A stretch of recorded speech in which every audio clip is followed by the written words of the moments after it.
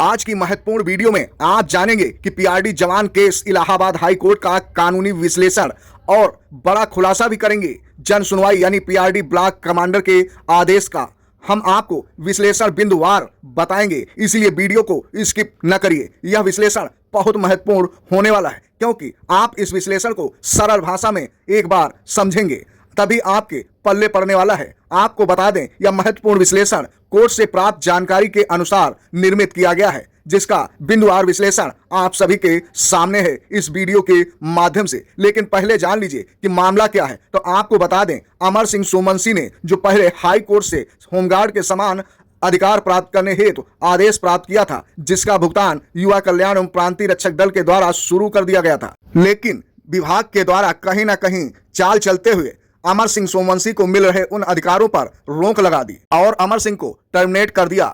इसी टर्मिनेशन के कारण अमर सिंह सोमवंशी ने न्यायालय की शरण ली और विभाग के खिलाफ याचिका दायर कर दी। याचिका में मुख्य दलील अमर सिंह की यही थी कि सेवा समाप्त का आदेश गलत है और विभाग के द्वारा मनमाने तरीके से परेशान किया जा रहा है। पूर्व में दिए गए न्यायालय के आदेश का हवाला देते हुए याचिकाकर्ता ने राहत की मांग की। अब आप ही बताइए, जिसको मलाई मिलने लगी हो वह कहां छोड़ देगा। तो ऐसे में कोर्ट का दरवाजा खटखटाना भी बहुत जरूरी था। राज्य सरकार के पक्ष की माने तो सरकारी अधिवक्ता ने न्यायालय को बताया कि मामले में वैधानिक वैकल्पिक उपाय उपलब्ध हैं, इसलिए सीधे रिट याचिका सुनवाई योग्य नहीं है। इस पर कोर्ट के द्वारा गंभीर विचार किया गया। कोर्ट ने पाया कि याचिकाकर्ता के पास वास्तव में वैकल्पिक कानूनी उपाय उपलब्ध हैं। इसी आधार पर रिट याचिका पर हस्तक्षेप करने से स्पष्ट मना कर दिया। इस आदेश का यदि अंत देखें तो रिट याचिका खारिज कर दी गई, यानी डिसमिस कर दी गई। आदेश में यह नहीं कहा गया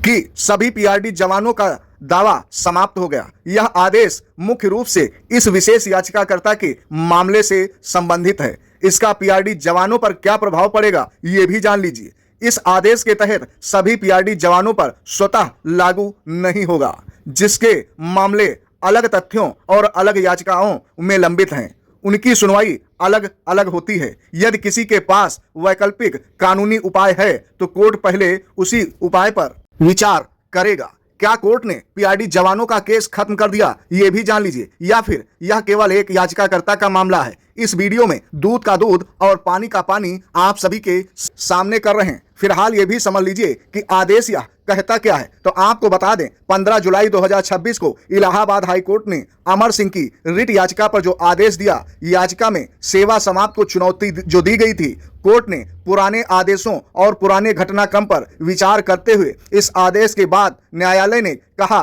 कि याचिकाकर्ता के पास वैकल्पिक कानूनी उपाय उपलब्ध हैं। इसी कारण कोर्ट ने रिट याचिका स्वीकार नहीं की और उसे खारिज कर दिया। यह इतना महत्वपूर्ण क्यों है? सबसे महत्वपूर्ण बात के बारे में आइए हम आपको बताते हैं। यह आदेश बहुत महत्वपूर्ण एवं जरूरी भी है, लेकिन इसका सही मतलब समझना भी उतना ही जरूरी हो जाता है। यह आदेश एक विशेष याचिका से संबंधित है।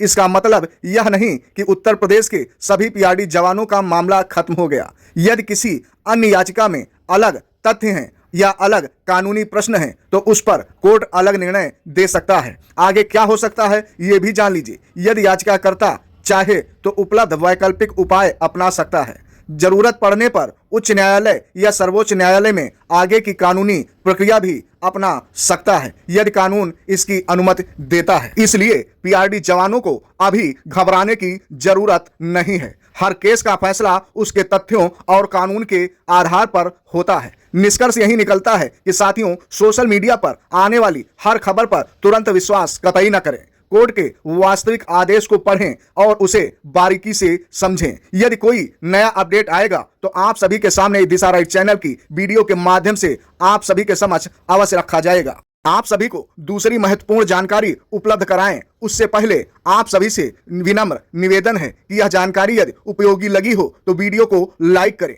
अपने सभी पीआरडी साथियों एवं अन्य साथियों तक इसे शेयर करें और दिशा राइट चैनल को यदि अभी तक सब्सक्राइब नहीं किया तो प्लीज सब्सक्राइब अवश्य कर लीजिए। आइए अब सीधे आपको दूसरी महत्वपूर्ण खबर की ओर लेकर चलते हैं, जो सिद्धार्थनगर जिले से सामने आई है पीआरडी जवानों के लिए, जिसका आधिकारिक दस्तावेज भी आपकी स्क्रीन पर अवश्य दिखाई दे रहा होगा हमारी वीडियो पर। वहीं आपको बता दें, सिद्धार्थनगर जिले से जो आदेश सामने आया है उसने वास्तव में कहीं ना कहीं पीआरडी जवानों को झटका दे दिया है। ब्लॉक कमांडर व्यवस्था को लेकर चल रही चर्चा को फिर तेज कहीं ना कहीं कर दिया है। आखिर इस पत्र में क्या लिखा है और इसका पीआरडी जवानों पर क्या असर पड़ सकता है, पूरी जानकारी इसी वीडियो में मिलेगी। साथियों, यह पत्र जिला युवा कल्याण एवं प्रादेशिक विकास दल अधिकारी सिद्धार्थनगर द्वारा जारी किया गया है, जिसका हम गहनता से विश्लेषण करते हुए बारीकी जानकारियों के तहत आप सभी के सामने रख रहे हैं। यह पत्र एक ऑनलाइन जन सुनवाई के शिकायती पोर्टल के आदेश से जारी किया गया है, जिसमें फाइनल रिपोर्ट लगाई गई है। आपको बता दें, इस पत्र के अनुसार सिद्धार्थनगर जिले में 14 विकास खंड हैं। शासन के आदेश के अनुसार प्रत्येक विकास खंड में केवल एक ब्लॉक कमांडर की नियुक्ति की जाती है। पत्र में स्पष्ट उल्लेख किया गया है कि किसी अन्य व्यक्ति को ब्लॉक कमांडर का अतिरिक्त प्रभार नहीं दिया जा रहा है। साथ ही विभिन्न विकास खंडों में उपलब्ध पीआरडी स्वयंसेवकों की संख्या का भी विवरण दिया है। इस जवाब के आधार पर संबंधित ऑनलाइन शिकायत का निस्तारण करने की बात भी कही गई है। अब हम सीधे इसका विश्लेषण करते हैं। तो ध्यान देने वाली बात यह है कि यह दस्तावेज एक जिले की जनसुनवाई शिकायत पर दिया गया प्रशासनिक उत्तर के रूप में है। यह कोर्ट का आदेश या पूरे उत्तर प्रदेश पर लागू होने वाला नया शासनादेश फिलहाल नहीं है। यदि भविष्य में शासन या न्यायालय की ओर से कोई नया आदेश जारी होता है तो उसी के अनुसार व्यवस्था लागू होगी। फिलहाल आपकी इस दस्तावेज पर क्या राय है? क्या आपको लगता है कि ब्लॉक कमांडर व्यवस्था में आगे कोई बदलाव होना चाहिए? अपनी राय हमें कमेंट बॉक्स में लिखकर अवश्य भेजें। फिलहाल अगर आप पीआरडी जवानों से जुड़ी खबर सत्यापित और आधिकारिक अपडेट युक्त सबसे पहले प्राप्त करना चाहते हैं यानी पाना चाहते हैं तो दिशा राइट चैनल को सब्सक्राइब अवश्य कर लीजिए। वीडियो को लाइक करें और अपने साथियों के साथ शेयर भी अवश्य करें। इसके साथ ही आउटसोर्सिंग कर्मचारियों की मांगे भी अब बहुत तेज हो गई हैं, चाहे वह रोडवेज के चालक हों या परिचालक, टिकट बाबू हों या तकनीकी सहायक, हेल्पर एवं सभी आउटसोर्स कर्मचारी अपनी मांगों को लेकर इस समय काफी उत्तेजित हैं। इन कर्मचारियों की प्रमुख मांगे हैं कि सभी आउटसोर्सिंग कर्मचारियों को न्यूनतम वेतन 30,000 रुपए प्रतिमाह दिया जाए, 20 लाख का निःशुल्क जीवन बीमा एवं 10 लाख का दुर्घटना बीमा भी इन सभी को दिया जाए। साथ ही ईएसआई एवं ईपीएफ की सुविधा अनिवार्य रूप से प्रदान की जाए। समान कार्य एवं समान वेतन यानी equal pay for equal work लागू किया जाए। समय पर वेतन भुगतान एवं सेवा सुरक्षा सुनिश्चित हो, बिना कारण सेवा समाप्त न की जाए। 8 घंटे की ड्यूटी निश्चित हो एवं अतिरिक्त कार्य का ओवरटाइम भुगतान दिया जाए। चिकित्सा सुविधा, साप्ताहिक अवकाश, मेडिकल अवकाश एवं अन्य अवकाश का भी लाभ मिले। हर वर्ष महंगाई के अनुसार वेतन वृद्धि की जाए एवं उत्कृष्ट कार्य करने वाले कर्मचारियों को सम्मानित किया जाए। आउटसोर्स कर्मचारी निगम की रीढ़ हैं, दिन रात यात्रियों की सेवा करते हैं, निगम की आय बढ़ाते हैं, फिर भी इनका अधिकार इन्हें नहीं मिलता।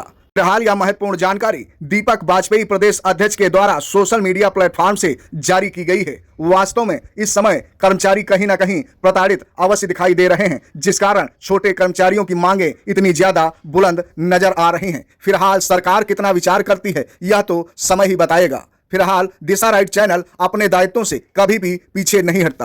आप सभी के लिए ऐसी महत्वपूर्ण जानकारियां उपलब्ध कराता रहता है अपनी वीडियो के माध्यम से, ताकि आप लोग भी समय रहते अपडेट रहें, एक दूसरे की समस्याओं को समझें, मांगों पर विचार करें और आप भी अपने लिए उसमें महत्वपूर्ण मांग को निकालें कि आपके लिए जरूरी क्या है। ऐसी ही रोचक वीडियो देखते रहिए और बने रहिए दिशा राइट चैनल पर। फिलहाल आज की वीडियो में यहीं तक, आगे पुनः मिलेंगे एक नई व रोचक जानकारी के साथ। तब तक दीजिए विदाई। जय हिंद, जय भारत। दिशा राइट के समस्त प्यारे दर्शक